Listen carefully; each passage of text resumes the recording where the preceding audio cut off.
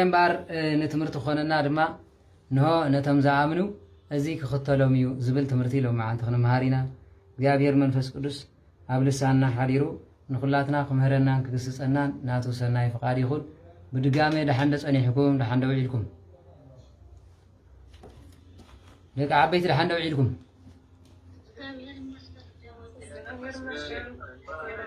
እግዚአብሔር መስገን ገብረ መድኅን ወደ እግዚአብሔር ይመስገን ነተም ጸርፎና ኻነ መስገኖም ዝወደ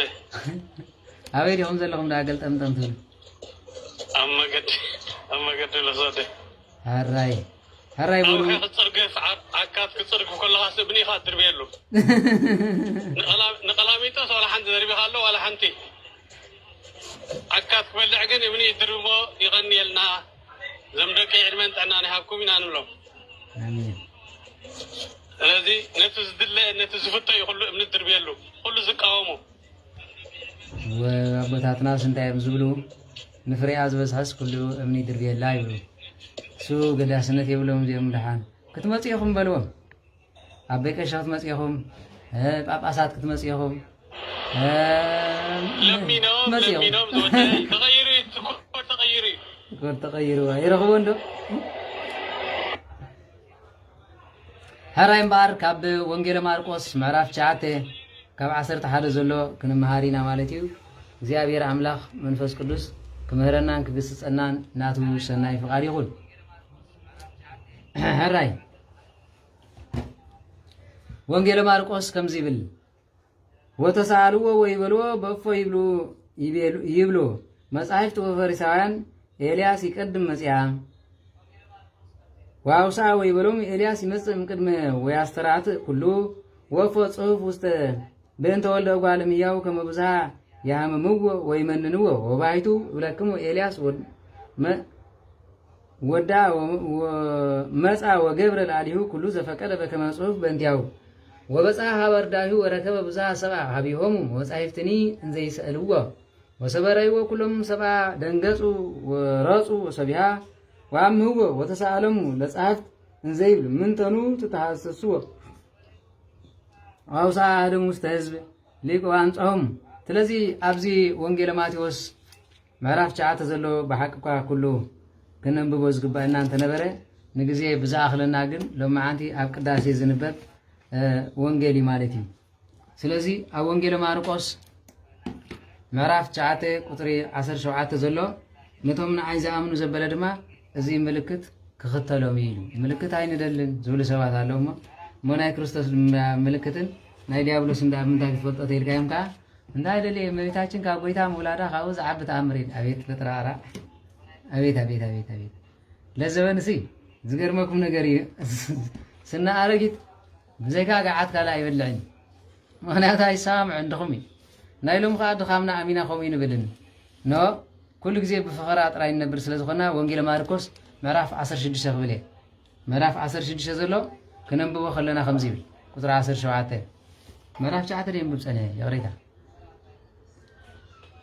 هراي شرق برومو كلاتنا متان كنمهار مالتي شرق بر لهم تم فيسبوك سدا بيجي تاعت اندها قلي لهم نصحف له سلازي شير انت غيركم لهم زبلصي انت يزبل مالتي وانجيل ماتيوس ماركوس معرف 10 شوعات هو يا غريتا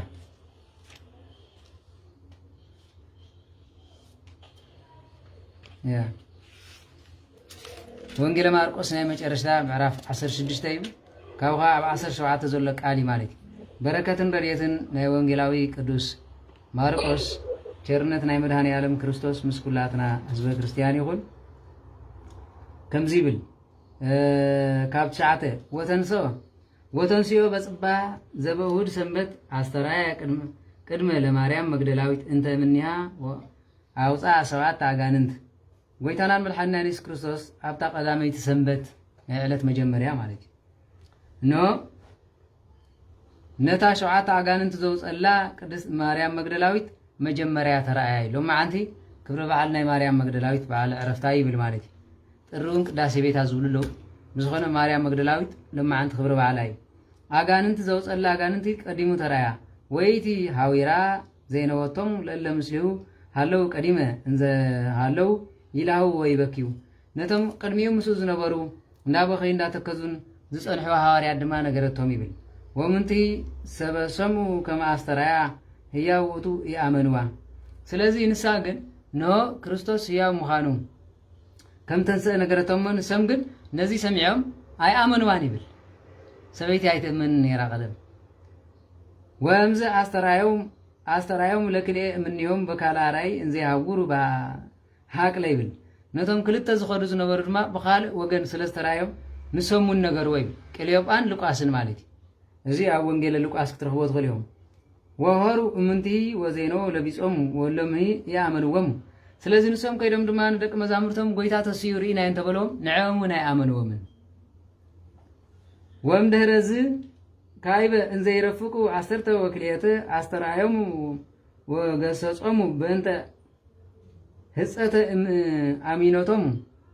وجزء صنع لبهم اسم الله رأيهم كما تنسى يعملوه أبزيكوا عسرت هذا يزول أبزيكن عسرت غلطة شو لذي إنه بزي مأمانهم أبتي عصوا جزء خلوا قيت هرما إنه قصص أميبل زي مأمانهم قصص أم وكما تنسى يعملوه ويبلهم هورو استعلم وسبكوا وانجيل بكل فترة لا كل فترة نهون عالم كيركم إنه تنسى يزيو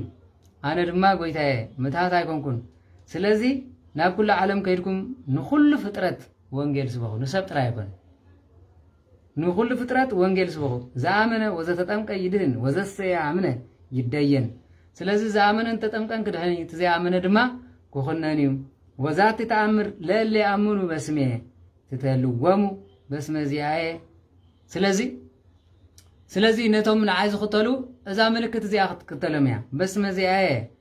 أجاننت يوتصو وكالا لسانني بكالا لسانني يتناقروا حديثاته سلازي نتوم بعايز عملو وانجلي سبكو نو أجاننت خوصيهم أجاننت بموسهم هذا أجاننت تتجزلكم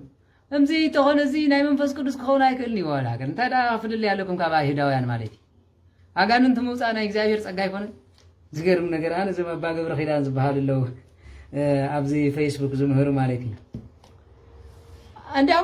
እንዳም ይብሉማ በጣም ብትዕቢት ተሰንጠቁበይ ከምዚ ኢንሻአላህ ክትዕት ይመስለኩም ኸውና አሁመር ለመጨረሻ ዓበዩ እንዳም ምን አለ ወላዲት አምላክ እንደም ዝብሉ ማለት አጋንት ታቃላችሁ በዚህ ነዚህ ህዝቢ ዝኾነ እንዲ ከንፈረስ ዘጋለበ ይልምኹም ሃየ أجانن تزوج سب النهر مزي النهر سجازي بالخينا أجانن تخوص كم زي أنت لوب كل سب دود نابري خير ناب أجانن تزوج سبي خير مرتاح راقبر ناب أجانن تزوج ناب كتاب زجور زي كرد هجي بقى وش زم بس أبى تحت النات بلوغ تبع لي مالك أبي لهم تحت النات بقى بالخيران بمتى متحتي بالو نخمهم زم مثلا نيعي قوم نسجع جاهر أكالي لهم نمأمن أنا قابل بخير حضر بتعبيد تتبتي بوم وندك هنا وريني يمتى كل زوج عرس تحتنا لهم زي لا ما هذا عليك زي عين البناهم فتلكم نقولهم ماي ممكن عندنا نسوم كوينهم يترف نايم زي قط أمني زمر ما يشوفوا كمان تحتنا يقول بتعب سبت أجاهنا عقمات زي كان ما مرقر ما زقبلين سلمتها مخان تفضل جينا أنا وشت نجر سلا زي سري أوكي تزقعت أمي مزرعة ولا تممر تسفاي مالك صبغين كم مقبارو نام كاب كل مهارات كل جزء ناترايز من السبالو صدق زيادير أملاخ سفيحين ركعني سباي وصحني أما هرا ونجيل دما يفعلالي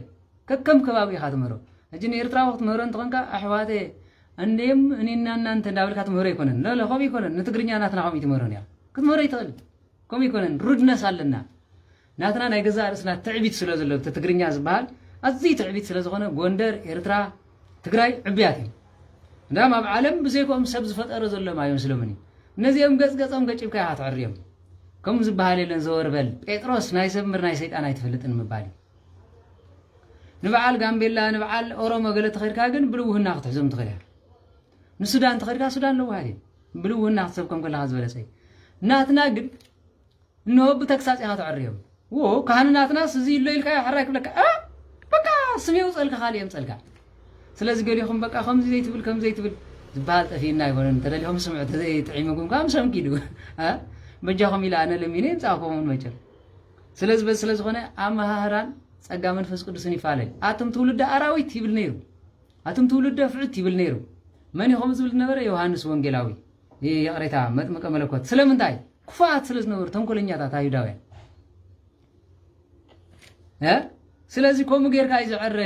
ምእመናን ክርዶም ይንሶም ተዘይተረዶም ዋና ነገር ኮነት ምእመናን መብላሽ ስለዚህ አባ ገብረ ኪዳን ከመሩ ከለው እንታይም ዝበሉ እንሆ በቃ አንድ ብር የጎደለው ምናምን ኮነ እኔ ያስጫሃቸዋለሁ አጋንንት ያወጥላቸዋለሁ ብሎ በቃ ማስተማር ነው ሰው ደግሞ ዱዱዱዱ ብሎ መውጣት ከምዚ ክብሉ ከለው ኣብ ልዕሊ ሰባት ክንደይ ንዕቀት ከም ዘለዎም ተመልከቱ አጋንንት ዘውፅእ ጸጋ እግዚአብሔር ምር ምልፍላፍ ወይ ድማ ስልካ ቃል ምስባኽ ዳሞ ትርጓሜ ወንጌል ሞ ገርመክ ዋላ ሰይጣን ይፈልጠይ ንሲ ኮነ ዘድሊ ተግባራዊ ሃይማኖት ነው ሰጊዱ ስገዱ ዝብል ጸልዩ ዝብል ናይ ጸሎት ቦታ ሰርሒው ጸልዩ ዝብል ተንበርኪው ከም ዝብል ቆሪቡ ቅረቡ ዝብል እምበር ተዘይ ኮይኑ እናንተ ጥራይ ከም ዝብል ተኮይና እንታይ ካዕሬና እዚ ዳ አሰልቺና እሪግና እንዲ እዚ እንታይ ማለት እዩ ንሕና ንበልጽ ካብኦም ንምባል ምዝራቢ መና ከም ዝታት ካብ ልብና ክነውፀለና ለምኮ ትምህርት ሰንበት ተጸይቆም ክትዕርዮም ኮይትኽልና ትምህርት ሰንበት ክትዕርዮም አይትኽልና ሓንቲ ጥቕሲ ጥራይም ዝሕዙን መናፍቃን ክረጥዖም ተኮይኖም በቃ ጎይታይ ማል ዲኹም ትብልሎም ንሓደ በዓል ጸጋ ከምጽእ ተኮይን ድማ ኖ ያሬስን ያምበሪስን ኮ ብዙሕ ተኣምር ይገብሩ ነይሮም በቃ በዚያ ምክንያቱ ሓደ ዶሮና ስለዝኾነ በፎፍ ክብል ይዝውዕል ስለዚ ምናልባት ትምህርት ሰንበት ኮይንኩም ነዚ ዘይሰማምዐኩም እንተሃሊ ክትጎስሞ እዩ ዘለኩም እምበር ንዓኹም ብጥዕመኩም እንታይ ይመስለኩም ኣሕዋተየ እንታይ ይመስለኩም ኢለ ከም ናይ ኣመንዝራ ዘረባ ክዛረበኩም ኣይትጸበዩ ኣመንዝራ ጥራያ ቃላታ ኣላ ሳሊሳ ንጥፋት ጉብጥ ክርስቲያን ቅንዕና ነገር እዩ ዝኸይድ ክርስቶስ ንሕና ኣምላኽ ኣቦታትና አብርሃም ይስሐቅ ያዕቆብ ናበይ ክኸደና ይኽእሉ ኣይ ደቂ አብርሃም ተተኾኑና ኣይንፈለጥኩምን ትውልደ ኣራዊት ጎይታ ኮ ይበዓል ኢልዎ ሕጂ ኣነ ትውልደ ኣራዊት ተዝብል ከመይ ጌርካ ከምዚ ኢልካ ይምበልኩ ንኻናት ይኹም ኢልዎ ትውልድ ፍዑት ኢልዎ ኣቦኹም ጋኔን ኢልዎም ወረ ጋኔን እውን ኣቦ ይኸውን ወላዲ ይኸውን ኮይ ብግብሩ ሰብ ካብ ክልተ እዩ ዝውለድ ብግብሪ ካብ ሰይጣን ብባህሪ ካብ ኣምላኽ ስለዚ ስለዝኾነ ሰብ ናይ ባህሪ ስሙ እንታይ ይበሃል ተለ ሰብ ናይ ግብሪ ስሙ ኸ መልአከ ሰይጣን ኮይሉ ምስጢረ ስላሴ ስለዚ ስለዝኾነ መእመናን ኖ ጥዑም መንፈሳዊ ቃል ዝበሃል ተግሳጺ እምበር ምልምማጥ ኣይኮነን ንህፃናት ልዝብ ቃላት ንመንእሰያት ተግዛጽ ንኻህናት ፊትፊቶም እዚ ንቤተ ክርስቲያን እናሰጥ ዘብላ ንመነኮሳት እሞ ኣብ ከተማውን ክተዛውሮም ይብልካ ኮላይ ዱላ ጌርኩም በልዎ ኪድ ክጸድቕ ኢኻ ሓጢኣት ካብ ናይ ሲኦል ትኸይድ ቆቢዕካ ካብ ድርቢ ናተይ ጽፍዒ ተሸካል ዝጋምባ ጌርኩም በልዎ ባዕለይ ክነግረኩም መነኩሴ ስቂሉ ዝካታዕተይንኩም ክድኪድ ውፃእ ካብዚ ሙት ኢኻ ንስኻ ሙት ኢኻ ምሳና ሕብረት የብልካ ንበልዎ እንዳም ሓደ አብርሃም ነይሮም ሊቀ ሊቃውንቲ ቀደም ብዙሕ መምህር ትምህርቲ ዝመሃሩ እንደው ዝገርመኩም እዞም ሊቀ ሊቃውንቲ ከምፁ በዛ በትሪ ገይሮም ባዕርዮም ይገርፍሉ ነዚ መነኩሴ አንተም ጎይታና እዮም ዝበሃሉ ናይ ቀደም መምህራን ማለት መነኩሴ ተሃርም ኢሉ ኣይፋልካን ዝወደይ ካብ ኣነ ቀባጢሮሉ ሲኦል ዝኣቱ ንበዚ ኣሃሪመ በዓቱ ጸኒዑ መንግስተ ሰማያት ከኣቱ ኣብ ስንክሳር ክጽሓፍ ይሕሸይ ለምግን ኣባ ሞባይል ለክገጸልኩም ጫማ ኻዚያ ንዓኹም ገለ ደንብሎም መንኩስና ረሲዖም ከብዶም ዘፍጢጡ መነጸር ገይሮም ካብ ሓሰውቲ ነቢያት ተጠንቆ ካብ ሓሰውቲ መነኮሳት ተጠንቆ ንባዕልኹም ኣይ ናይ ከተማ መኪና ዝጉር መነኩሴ ድሕሪ ሕጂ ንእግረይ ጫማ ንርእሰይ ካልኣይ ቆቢዕ ክዳን ኣይደልን ኣነ ብዓለም ምውት ንሱ ድማ ዓለም ድማ ብኣይ ምውት እያ ዝበለስ መነጸር ሒዞ ሃየ መኪና ተዘይገዛእኹምለ ክልተ ናይ በይኒ ገዛ ክራይ ሰለስተ ኣብ መናፈሻ ምሳኻ ዝውዕል ተኮይኑ ብምንታይ ዳሉ መነኩሴ ተባሂሉ ቱሪስት ዝበሃል እምበር እዚ መነኩሴ ይበሃል መነኩሴ ዝበሃል ኣብዚ የለን ትፈልጦ ሓሰት ከይኾነ መነኩሴ የለን መነኩሴ ካብ በዓቱ ዘይወፀይ ካብ በዓቱ ዘይወፀ ኣብ ኮይኑ ብጸጋ መንፈስ ቅዱስ ሪ ኣባዬ ሓንሳብ ምሳኹም ክሳል እግዚኣብሔር ይባርክ ንዕይ እዚኦም ናይ ፋሽን ሾው ዝኾኑ መነኮሳት መፅኦም ኢልኩምስ ኣባ ድሕሪ እንተነቒፍካ እዮም ከ እዚ ዋና ንመነኮታት ኮይ በቃ ደፋር ኣበይ ሎ መነኩሴ መን ደፊረ ያኔ ኣበይ መነኩሴ ረኺበ ይፈልጥ ንመነኩሴ ደፊረ ይፈልጥና ያኔ ኣበይ ረኺበኩም እቶም ኣብዚ ዘለኹም ምሳና ትሰኣልዋ ንስኹም ዳ መባልዕትና ነዮም ብምንታይ መንኩስኩም መርዓ ሰልችኩም ተኮይኑ ገዲፍኩም መንበር መነኩሴ ዝበሃል መባለ ያየሕዝ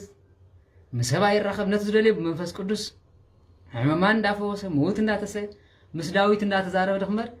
ወለተ ማርያም ድሓን ደቐኒኺ ከይደወልክስ ክልተ ቪድዮ ክበርግያ ከምዚ ክትብል ባዕልካስ መነኩሴ ኢልካ ንዓይ ክትታለኒ ስለዚ ንስኻትኩም ካብ ገዳም ናብ ዓለም ዝመፁ ቱሪስት እዮም ትበሃሉ እምበር መነኮሳት ኣይትበሃሉ መነኩሴ ማለት ጤለ በጊዕ ዝርኢ ምስ ኣራዊት ዝቃለስ ፀባ ኣጋንንቲ ለይትን ቀትርን ተቃሊስ ዝኸይድ እምበር ኣብ ሶሊን ተቐሚጡ እስኪ ታወላዓታ ናይ መን እያ ዝበሃል ቴሌቪዥን ብምንታይ ኢኩም ኢኹም መንኩስኩም ሰማይ ዝሃገርኩም ጳጳስ እስከሙ ጳጳስኩም እዩ ጳጳስ ማለት ዓብይ መነኩሴ ማለት ዓብይ መነኩሴ እንሆ ብቆፀራ ብወረቐት ነዚ ዕለት እዚ ክባርኸኩም ክመፅእ ኢሉ ዝመፅእ እምበር ኣብ መጨረሽታ ኣብኣ ምስ መፅኣኹ ከምዚኣ ዝበሃል ከይተፅምሕኖ ከምዚኣ ከይትገብሩ ኢሉ ብቴሌፎን ዘፈራርሕ ፈላስ እንድዕል ኮይኑ ዳሞ መዚዳ ግደፎ ስለዚ ክቡራት ኣሕዋተይ ነዞም መነኩሳን ንፅዮኦም ኣለና ነበላሾምን ሞባይል ላይ ትግዙ ንመነኩሴ ሞባይል ምግዛእ ማለት ሲኦል ምእታዊ ንመነኩሴ 3 ጫማ ምግዛእ ማለት ንሲኦል ንዓእቶ ማለት ፅድቂ የድልየካ ንዓ ተጎምጊምካ ሙት ማለት ንሱ ጥራሕ ኣይኮነን ዓለም ዘድሕን ዝነበረ ብፀሎቱ ዓለም ዝረድእ ዝነበረ ንዓ መግቢ ገዚእኹም ትኸድሎም ትኾንኩም ፈለስቲ ንዓ ብላዕ ደቅስ ዓለም ክትጠፋእ ኣለዋ ስለዚ ከምቲ ንክርስቶስ ዝሰቐሎ ንመነኩሴ ልብሲ ንመነኩሴ ጫማ ንመነኩሴ ሞባይል ገዚኡ ዝኸይድ ንዓለም ጥፋእታ ዝምነ ንክርስቶስ ሰቅልን ሓደ እዩ ረድእ እንተልይዎ ንረድኡ ሓቲትካ እንታይ የድልዮ ቆሎ ክብላ ድሃንጀራ ዝበልዕ ተኸይሉ ብመዓልቲ ተዘይኮይኑ ግን ኣባ ሎሚ ከዓ ፈለስቲ እንታይ ጀሚሮም ወለተ ማርያም እወ ዕሽርክን ኣባይ ተዘይሰዲድክዮ እዚ ሕጊ ኮነ ናይ ቤተ ክርስቲያን ኣይኮነ ለሚዶም ኮይም ጉበኛታት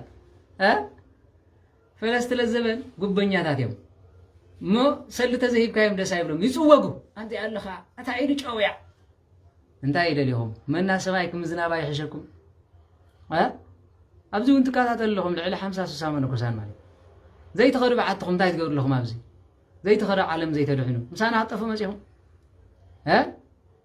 ስለዚ በዚ ስለ ዝኾነ ምእመናን ካብዚ ፕሮሰስ ገይሮም ንመንሽሙ ከይዶም ንካናዳ ሃየ ኣብኡ ከዓ እንደገና ከምዚ ኢሎም ከይዶም እንታይ እሞ ገብሩ ካናዳ ከይዶም እሞ እንታይ ናይ በይኖም ቪላ ኣፓርትመንት ደልዮም ገሊኦም ከዓ ገዛ ክገዝኡ የበሉ ካበይ ምፅኦም እሞ ዕሽሮም ቶም ምእመናን ኩሎም ይቦም እዮም በዚ ገይሮም ይግዝኡ በሉ ግደፍዎም ኣብኡ ገና ክፈር እዮም ስለዚ በዚ ስለ ዝኾነ እንሆ ነቶም በኣይ ዝኣምኑ ግን እዛ ምልክት እዚኣ ትኽተሎም ዝብሎ ዘሎ ንክርስቶስ ዝኣምኑ ብመሰረቶም ሕሙም እንተፈዊሱ ናይ ክርስቶስ ዲያብሎስ ንዲያብሎስ ከውፅእ ኣይክእልን ሙት ተንተሲዩ ናይ ክርስቶስ እዩ መስቀል መዓር ተፍሲሱ ናይ ክርስቶስ እዩ ናይ ሰይጣን ኮይኑ ይፈልጥን እዩ ብስመይ ብዙሕ ተኣምራት ክገብሩ እዮም ዝበለ እምበር ሰይጣን ብስም ሰይጣን ብዙሕ ተኣምር ክግበር እዩ ርኢና ሰሚዕና ይፈልጥ ናይ ክርስቶስ ኣገልጋሊ ንሰይጣን ይስዕሮ እምበር ብሰይጣን ተሳዒሩ ይፈልጥን ገሊኦም ድማ ነዚ ሓሊፍኩም ሲ ነዚ ናትና ከዓ ካብ ኢትዮጵያ ኢኹም ተምፅኦ ዘለኹም ትመስቀል መተት ሂቦም ዝሸጡ ኣለዉ ዋ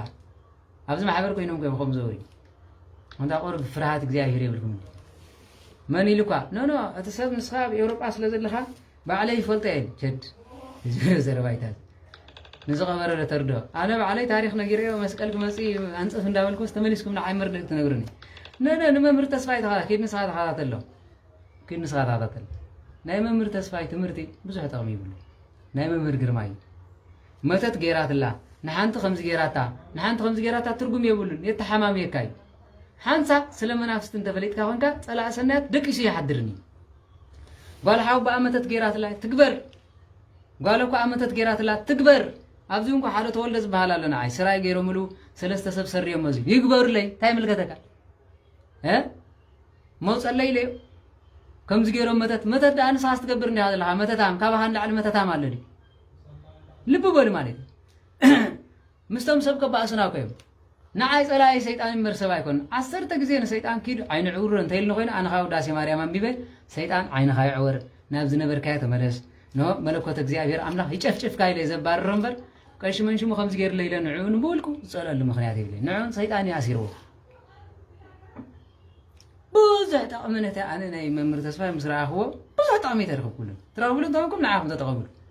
ኣነ ግን ንሓትና ኣኔራ ከምዚ ገይራታ ምንም ትርጉም የብሉን የተሓማምየካ እዩ ኣቦታትና እኮ ንዓብዪ ሓጢኣት ኣይፅሕፍዎን እዮም ይርዳእኩም كماي أصب لنجر أصب لسمي سلامتاي سمنة تحتيات سمعس نزين تغيرهم يلو كدافافر سلازغل نتحتيات هيصحفون نيرو برهان عالم قدس باولس نزم كم زي لهم تتحمامو يزنبر سبات أتمحواتي كلسنا مسجان دمن أيقونين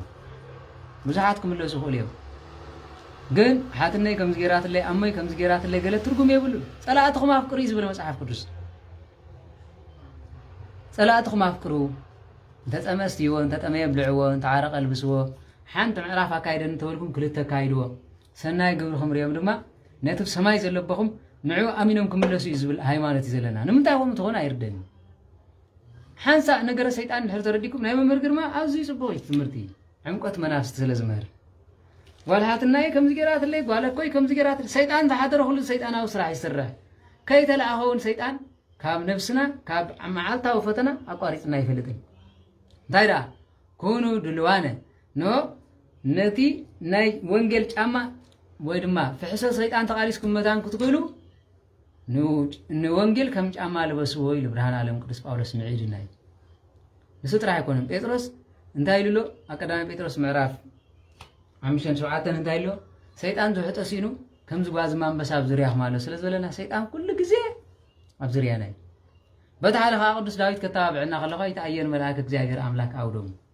ያድህነው ምለለ ይፈርህዎ መላክ እግዚአብሔር አብዙሪያቶም ስፈርህ ወይ ነብር ሰይጣን አብዙሪያኹም አለ ይብላል ጴጥሮስ ብርሃን ዓለም ቅዱስ ጳውሎስ ከንታይ ማለት መላክ እግዚአብሔር አብዙሪያቶም ስፈርህ ወይ ነብር ካኮፎ ካይናግፎም ኩሎም አብዙሪያ ናይ ናብደስ በለካ ተጸጋ ስለዚህ በሐፈሻ ግን መተተኛ ንገለ ምፍራህ አይደለም አብዚ መጽዩ ሕፃይ ደርቢዮ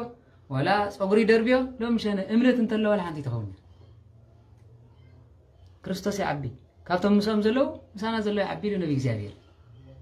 ስለዚህ በኸምዚ ተዳሂልኩም አይትንበሩ ትትማሃርዎ ዘለኹም መንፈሳዊ ጸጋኮ ክርስቶስ ኮይ ዝፍራህ ሰይጣን ኮይ ኮነ ይተፍረው ዓለመት ይብሉ ቦታትና ፍረው ባለ ኃጢያት ናኃጢያትም ትፈረዋ ከመይ አቅድም እግዚአብሔር ክተቆመካ ይተኸልን ጽድቅ ግን አቅድም ዲያብሎስ ክተቆመካ ትኸላ ገጽካሪ ይብርግብ ግዚ አኸላታት ፈንተክለ ሃይማኖት نوج هات الصدن مسيح هاي هادم نبرة يلو سلازي وداس مريم دقمو داويدكم دقمو وانجيل أنبوبو معلتاو أي ناي سيطان نعهم كسنفكم متى تانيا ونسمع حبر كل جزء هو مسبلو بتنم كم زي قبرم نحنا ما أسن بتن أنت توهايلو كم فساونا تناتورينا هذا نحر حمق يلو قدني خد قاع سلازي بس سلازي خناها كل جزء عفتنا متان كيدا أتو وانجيل ما تيوس إسران شدشة نقحم تسألين نقحو تسألين نقح مالت كفاءة تملكته صلي مالت دما አይተቋርጪ ከየባተኩም ጸልዩ ይብል መጽሐፍ ተማለቲ ስለዚህም ባር ወንጌል ማቴዎስ ምዕራፍ 16 ኣብ 17 ዘሎ ቃል ክምህርን ከሎ ከምዚ ብል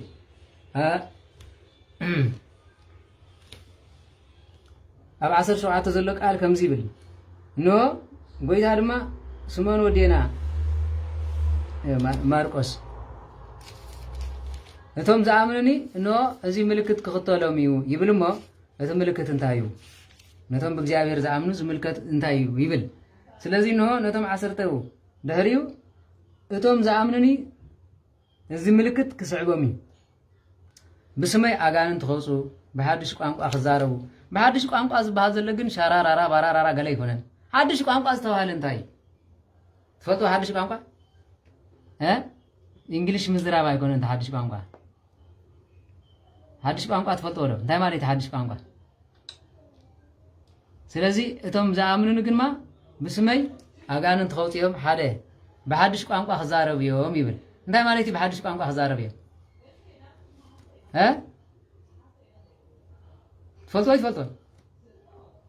تفلتوا تخونكم نمقرني زي تفلتوا هناكم عين فلتن بلو زي مفلات بحاتي هايكون سكب تيليجرام زي لهم يسمع على دي تيليجرام يسمع المالي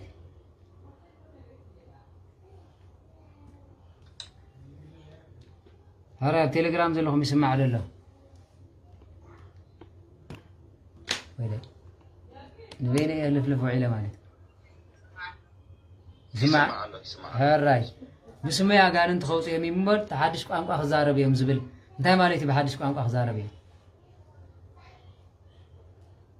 نجيركم كفلتين ንእግዚአብሔር አምላኽ ብሓድሽ ምስጋና ኣመስግንዎ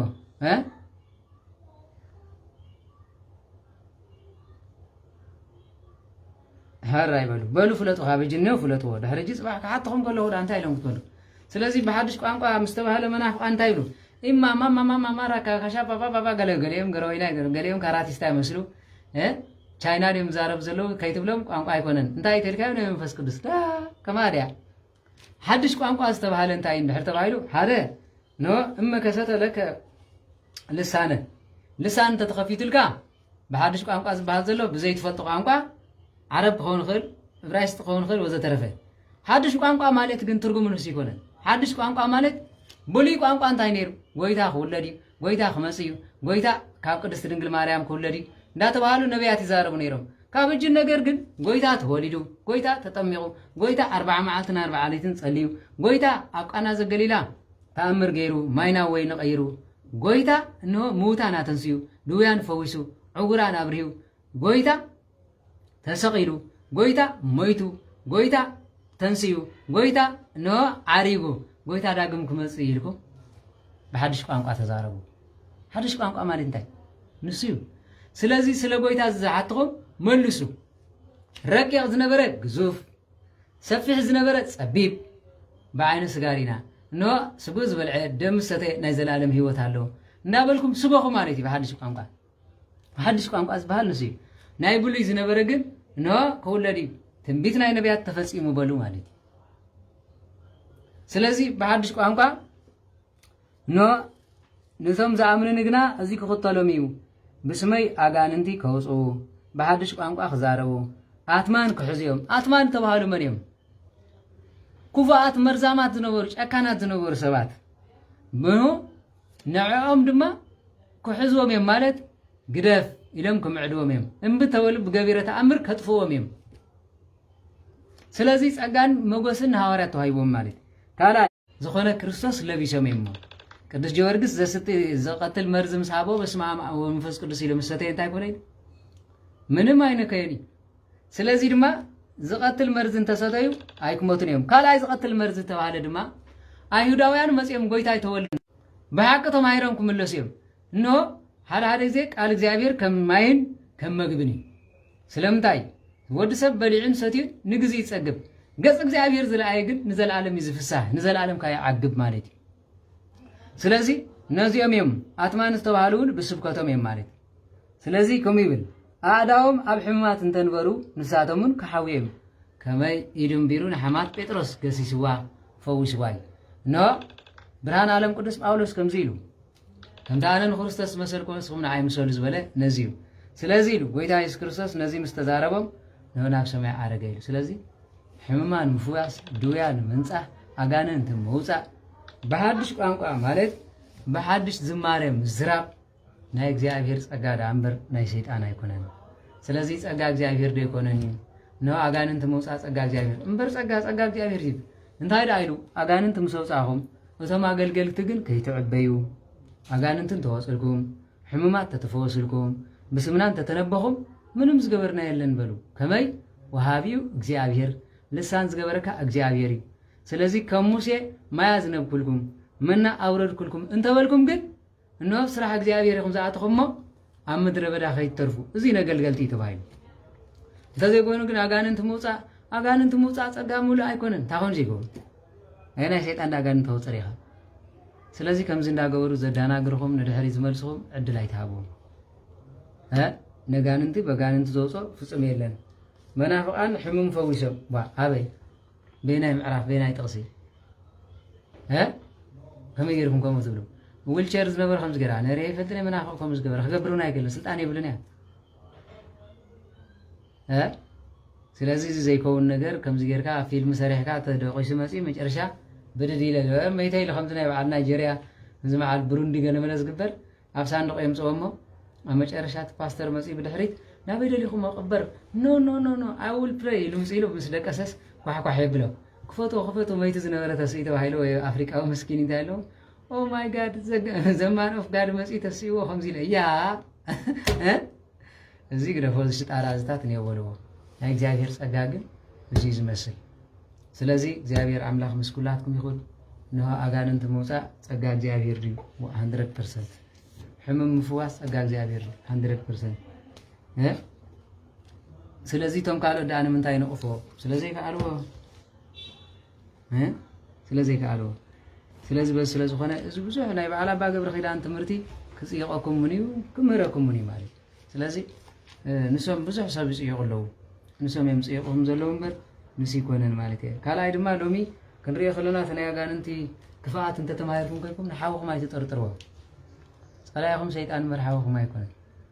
ስለዚ ሰይጣን ዳኣለ ሰናይካ ዘይፈትእ እምበር ኖ ሓወኻ ዳ ሞተን ወላ ክፉ እንተፈለጥ ክትምህሮ ክትል ተዘይኮይኑ ከም ፀላእ ዓይንኻ ተሪኢኻዮ ዘዝመፀ እንታይ ቀብረለይ እንተይልካ ግን እምነት የብልካ ስለዚ ከምኡ ትኹኑ ክብለኩም እየ ዝደሊ እግዚኣብሔር ምስ ኩላትኩም ይኹን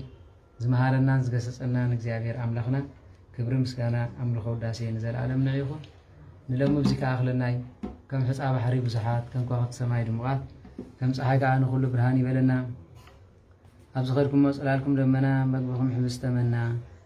ንባብኩም ብራና ስንቁኹም ኣቁራሪተ መዓት ቅድስቲ ድንግል ማርያም ኣዴና በትርኹምን ሓይልኹምን ምርኩስኩምን ጎይታና መድሓኒና ኢየሱስ ክርስቶስ ይግበረልና ዕድመ ንንስሓ ዘበን ንፍስሓ ኣይኽለና ካብ ዝተኣዘዘ መዓት ካብ ዝመፅእ መቕዘፍቲ ይሰውረና ኣብ ሰማያት የጽንዐና ወኣሃውያ አንተሙኒ ተዝክሩን መጸለትኩም